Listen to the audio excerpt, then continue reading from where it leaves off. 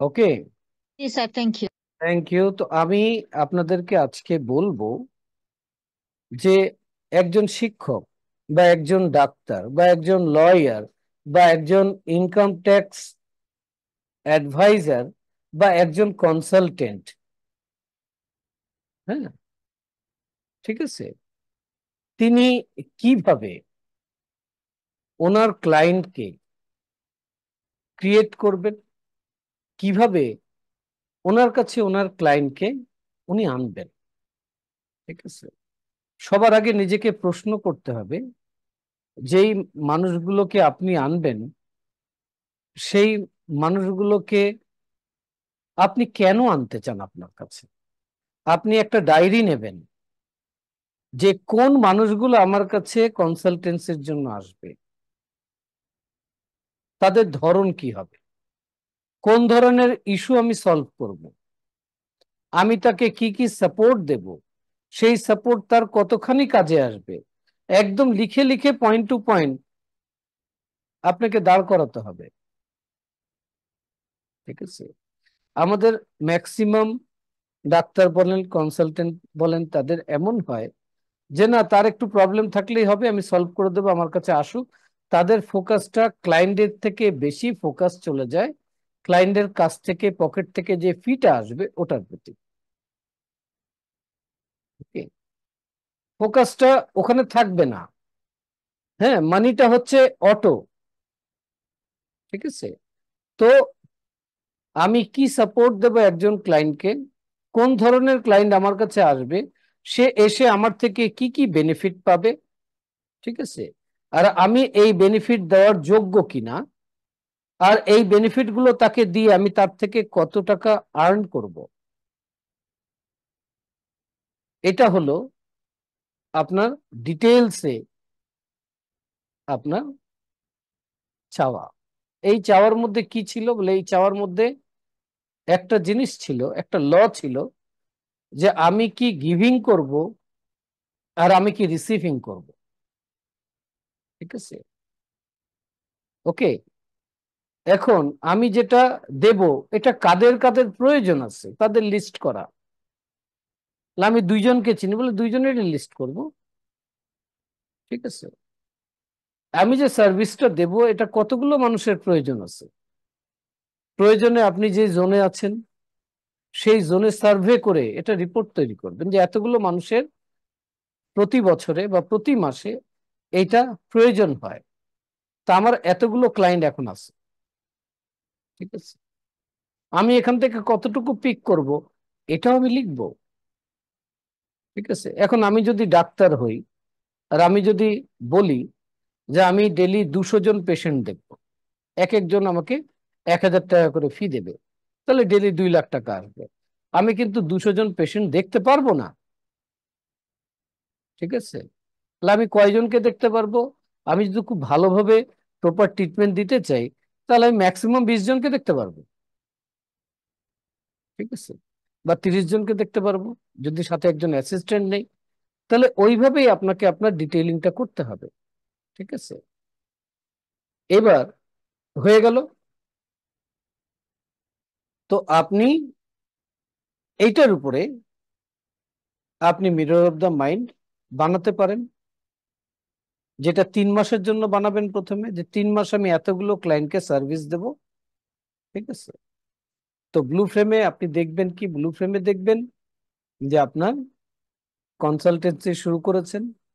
White ফ্রেমে দেখবেন যে 3 মাসে আপনি এতজনকে কনসালটেন্সি দিয়েছেন, সাথে দেখবেন যে এত টাকা আপনি আর্নও করেছেন, সাথে এটাও দেখবেন যে এই মানুষগুলো বেনিফিটেড হয়েছে। তো এটা হোয়াইট ফ্রেমে করে নিলেন আপনি। ঠিক আছে, ওকে। এবার এই হোয়াইট ফ্রেমে যে প্রোগ্রামিংটা করলেন এটার জন্য আপনার অ্যাকশন প্ল্যান কি। আপনাকে তো অফিসে যেতে হবে, আপনার যদি ফার্ম থাকে সেখানে আপনার রেগুলার যেতে হবে, ক্লায়েন্ট আসুক না আসুক। ঠিক আছে, আপনার একটা অ্যাকশন প্ল্যান থাকতে হবে যে আমি আমার এই কনসালটেন্সি ফার্মকে এত ঘন্টা করে ডেলি সময় দেব, আর ওখানে যখন বসবো আমি বিভিন্ন মানুষের সাথে কমিউনিকেশন করব। ওকে, তা আপনি কি করবেন, প্রতিদিন আপনি ওই মানুষগুলোর সাথে কমিউনিকেশন করবেন। আপনিও তালাশ করতে থাকবেন। ঠিক আছে, ওকে। তাহলে দ্বিতীয় স্টেজ হলো যে আপনার একটা অ্যাকশন প্ল্যান হয়ে গেল। অ্যাকশন প্ল্যান আপনি যে কাজ করেন ওই অনুপাতে তৈরি করবেন এবং আপনি ওটাকে পারফর্ম করবেন। ঠিক আছে, আপনি ওটার প্রতি সিনসিয়ার হবেন। আপনি যেটা মিরর অফ দ্য মাইন্ডে করেছেন ওটা ফিজিক্যাল লেভেলেও থাকতে হবে। ঠিক আছে, এটা গেল সেকেন্ড স্টেপ। এই দুটো কাজ আপনি কমপ্লিট করলে মিরর অফ দ্য মাইন্ডের কাজ আপনার হয়ে গেল। এবার আসছি যে আপনি অ্যাকশন প্ল্যানের মধ্যে একটা জিনিস ঘটবে, সেটা হলো সুযোগ, অপরচুনিটি। সুযোগ আসবে, বিভিন্ন মানুষের হাত ধরে আসবে, বিভিন্ন ভাবে আসবে, যেইভাবেই সুযোগ আসুক না কেন, সুযোগটা যতই ছোট হোক না কেন, আপনাকে রেসপন্স করতে হবে। কারণ এই যে সুযোগটা আসে, এই সুযোগটা হচ্ছে প্রসেস। আপনি যেটা চাচ্ছেন সেটা হওয়ানোর জন্য প্রসেস। তা আপনাকে সুযোগ মিস করলে হবে না। ঠিক আছে। হুম। আমরা সুযোগ কিভাবে মিস করি? আমরা সুযোগ মিস করি আমরা জাজমেন্টাল হয়ে, আমরা লজিক দিয়ে আমাদের সুযোগটাকে মিস করে দিই। আমরা কখনো লজিক অ্যাপ্লাই করি, কখনো জাজমেন্টাল হই, কখনো এটা বলি যে না, এটার দ্বারা তো এটা হবে না, এনাকে দিয়ে তো এটা পাওয়া যাবে না, বা ইনি অত বড় কিছু না, বা এটা এরকম। আমরা নিজেরা সেখানে লজিক দিয়ে, ডাউট দিয়ে ব্লক করে দিই। ঠিক আছে। হুম। ওকে। আপনার যদি কনসালটেন্ট হয়ে থাকেন তাহলে একটা কাগজে কলমে একটা কথা আজকে লিখে রাখেন নিজের মাইন্ডের মধ্যে, এখানে নো ফ্রি সার্ভিস। ঠিক আছে, no free service, never ever. কাউকে ফ্রি সার্ভিস দেবেন। ওকে। আপনার প্রফেশনের ফ্রি সার্ভিস কাউকে দেবেন না। ঠিক আছে। আপনি বাসায় একজন মানুষকে এনে 1 মাস রাখেন, তার পেছনে 30,000 টাকা খরচ করেন, নাথিং প্রবলেম। কিন্তু আপনি যেটা প্রফেশনালি করেন ওখানে কোনো ফ্রি আইটেম রাখবেন না, যে ভাই এটা আপনার জন্য আজকে ফ্রি। ঠিক আছে। আপনার সময়কে আপনি কাউন্ট করবেন। ঠিক আছে। আপনার ধরেন যে ক্লায়েন্ট আজকে নাই, তা আপনি অফিসে না বসে থেকে বন্ধুর সঙ্গে আপনি চা খেতে স্টার রেস্টুরেন্টে আড্ডা দিচ্ছেন, তাই ক্লায়েন্ট তো নাই। ঠিক আছে, এই কাজ করবেন না। আপনার টাইমকে ওই কাজের পিছনে ব্যয় করবেন। যখন আর্নিং এর ওয়ে না থাকবে তখন লার্নিং করতে হবে। ঠিক আছে, ডেডিকেটেডলি টাইমটা ওই প্রফেশনকে দিতে হবে। ধরেন আমি ডাক্তার, এখন আমার রুগী নাই, তা আমি ইচ্ছা করলেই রেস্টুরেন্টে গিয়ে কিছু খাইতে পারি, আড্ডা দিতে পারি, বন্ধু বান্ধবকে ডেকে চেম্বারেও করতে পারি। আবার আমি ইচ্ছা করলে ঠিক আছে এখন রুগী নেই, তাহলে রোগ নিয়ে স্টাডি করি।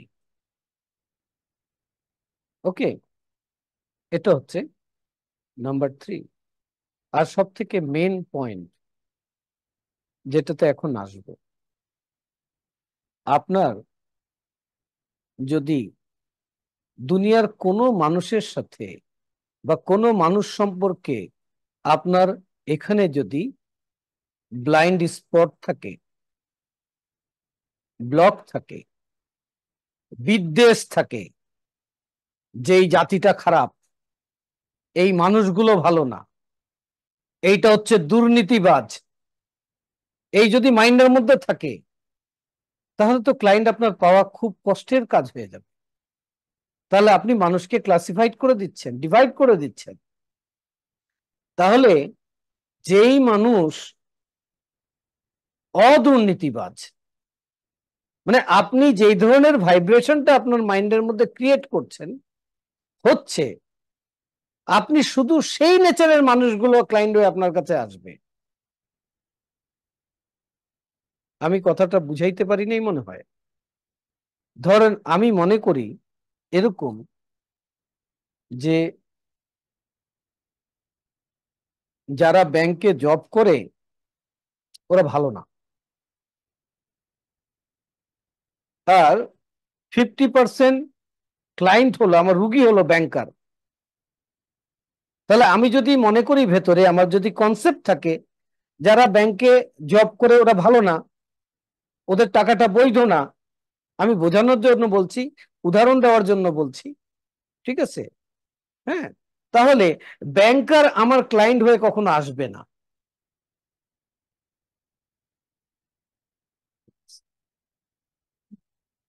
আমি যদি মনে করি যে পৃথিবীতে শুধু শিক্ষকরাই সৎ, তারাই ভালো, আমার মাইন্ডসেট যদি এরকম থাকে, তো শিক্ষকদের ইনকাম ট্যাক্স ওইভাবে লাগে না, আর যে দু চারজনের লাগে ওরাই শুধু আপনার কাছে আসবে।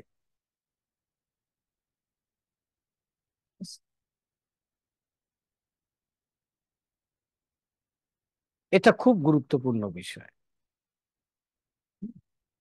আর যদি বিদ্বেষের মাত্রা খুব বেশি থাকে, ঘৃণার মাত্রা খুব বেশি থাকে, তাহলে শিক্ষকও আসবে না, ব্যাংকারও আসবে না, কেউই আসবে না। যদি তার মধ্যে হিউম্যান সোল থেকে থাকে, সে আপনার কাছে আসবে না। আপনাকে আপনার সিস্টেমকে ক্লিনিং করতে হবে, ঠিক আছে? আপনার সিস্টেমকে আপনি যদি ক্লিন না করেন, তাহলে মানুষের সাথে আপনার ভালো বন্ডেজ হবে না, ভালো কমিউনিকেশন হবে না। আর যখন ভালো বন্ডেজ, ভালো কমিউনিকেশন না হবে, সেই মানুষগুলো আপনার কাছে আসবে না। হ্যাঁ, কমিউনিকেশন মানে ফিজিক্যাল কমিউনিকেশন না, কমিউনিকেশন মানে সুন্দর করে কথা বলার কমিউনিকেশন না, কমিউনিকেশন মানে হলো হার্ট, গাট, ব্রেন, ইমোশন, ঠিক আছে? আমার একদিন হঠাৎ করে বেশ কিছু টাকার প্রয়োজন হলো। আমি আমার এক বন্ধুকে ফোন করলাম যে আমাকে এই 7 দিনের জন্য এই কটা টাকা কি দেওয়া যায়? তো সে আমতা আমতা করে না করে দিল। হুম, তা আমি চোখ বন্ধ করলাম, তাকে কল্পনায় আনলাম, তার সাথে ফরগিভনেস করলাম, তাকে মাফ করলাম, তার কাছে মাফ চাইলাম, আর তাকে বললাম এই মুহূর্তে আমার এই অসুবিধা হয়েছে, আর এই মুহূর্তে সব থেকে কাছে তুমি আছো, তুমি যদি আমার এই উপকারটা করো, তাহলে আমি কমিটমেন্ট করছি, কখনো জীবনে যদি আমাকে তোমার প্রয়োজন হয় আর আমার সামর্থ্য থাকে, তাহলে আমি এর থেকে বেশি তোমাকে করব।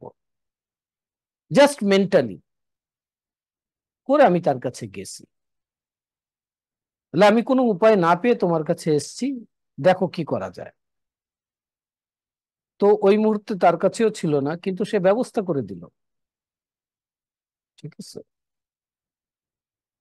এটা হচ্ছে কমিউনিকেশন। ওকে,